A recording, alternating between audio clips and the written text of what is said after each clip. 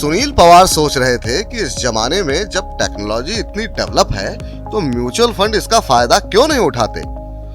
उनका सोचना था कि फंड मैनेजमेंट के लिए कुछ लोगों पर निर्भर रहने की जगह टेक्नोलॉजी का फायदा क्यों ना उठाया जाए। वे किसी ऐसे म्यूचुअल फंड की तलाश में थे जो कि टेक्नोलॉजी के लिहाज से ज्यादा एडवांस हो, एक ऐसा फंड जो मानवीय गलती या किसी तरह के पक्षपात से परे हो।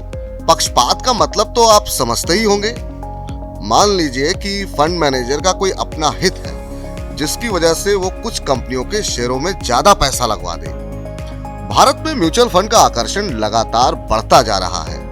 किस फंड में पैसा लगाना है, किस में नहीं, इसके बारे में निवेशक कई तरह के फैक्टर के आधार पर फैसला लेते हैं।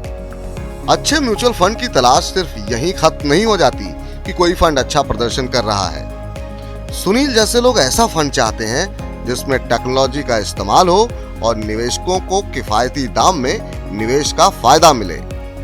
आज दुनिया भर में आर्टिफिशियल इंटेलिजेंस और मशीन लर्निंग जैसी टेक्नोलॉजी काफी चर्चा में है।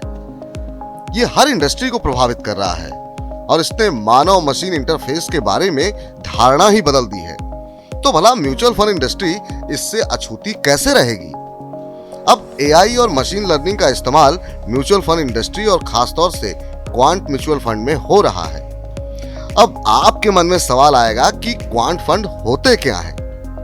क्वांट म्यूचुअल फंड असल में क्वांटिटेटिव फंड का शॉर्ट नेम है। ये इक्विटी आधारित थीमेटिक फंड होते हैं। डीएसपी म्यूचुअल फंड ने जून 2019 में डीएसपी क्वांट फंड की शुरुआत की थी। इसी तरह निपॉन इंडिया म्यूचुअल फंड ने अप्रैल 2008 में निपॉन इंडिया क्वांट फंड की शुरुआत की थी। इससे पहले रिलायंस क्वांट फंड के नाम से जाना जाता था। इसके बाद से कई म्यूचुअल फंड हाउस नए नए फंड लॉन्च कर चुके हैं। क्वांट फंड की लोकप्रियता दुनिया भर में बढ़ रही है क्योंकि ज्यादा से ज्यादा निवेशक ऐसा क्रिएटिव और कम खर्च वाला तरीका चाहते हैं जो बाजार के मुकाबले बेहतर रिटर्न भी दे सके।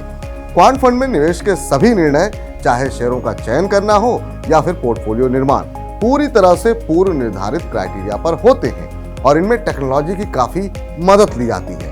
ये निर्णय पूरी तरह से कंपनियों के वैल्यूएशन, मुनाफा कमाने की क्षमता, ग्रोथ जैसी कई विशेषताओं पर आधारित होते हैं। इसमें कई तरह के आजमाए हुए तत्वों का इस्तेमाल करके सही एसेट का चुनाव और पोर्टफोलियो निर्माण किया जाता है। हालांकि इसके लिए मॉडल या क्वांटिटेटिव रणनीति अलग अलग एएमसी के लिए अलग अलग हो सकती है। इसके पीछे लक्ष्य ये होता है कि सिक्योरिटीज के बीच कीमतों के अंतर का पता लगाने और इससे मुनाफा कमाने के लिए सिस्टमैटिक रवैया अपनाया जाए। इस तरह के फंड में मानवीय दखल कम से कम होता है।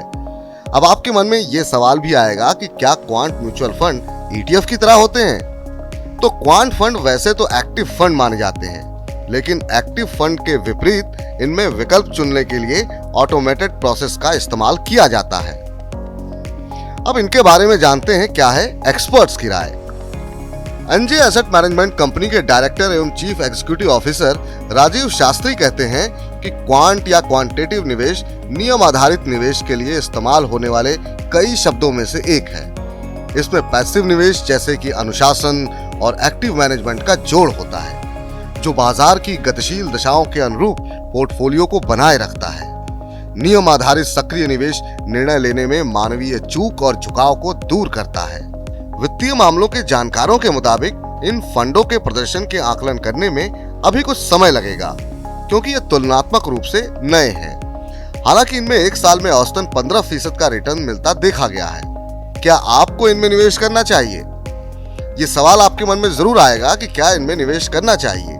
क्वांट फंड अक्सर ऐसे निवेशकों के लिए उपयुक्त होते हैं जो किसी फंड मैनेजमेंट के जोखिम को कम करना चाहते हैं और ऐसे साधन में निवेश करना चाहते हैं जो किफायती, झुकाव रहित और नियम आधारित तरीके से पैसा लगाता हो।